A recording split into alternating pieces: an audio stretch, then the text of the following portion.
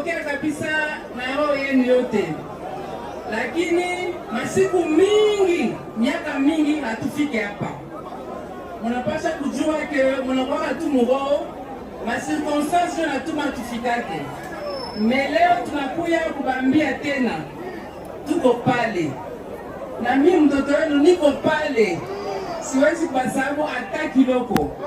Mungu atusaidie, hii mavita yote ishe, mie ndakuwa hapa. Nilibambiaka vile mu 2019. Lakini mnakumbuka tena?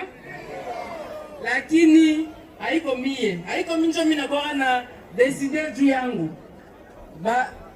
Service ya securite bananiambia hapana, ningoe mpaka leo. Jinsi tunakia na baba wa taifa, njo maana mnaniona hapa na mie. Alors, mtapapatia ye. Mnaiwa ke tunakia juu ya machaguzi tena. Mnaiwa numero yake? Ni numero gani? Sisikie? Donc le 20 décembre, msisabu. Mupati confiance. Apigane hii vita yenye inatuderange kule kote ya Goma. Sanye tutawina ile vita. Mutaona mwe peke kenye bofu wenu watawafanyizia hapa kwetu. Lakini mie mtoto wenu tafanya hapa kwetu.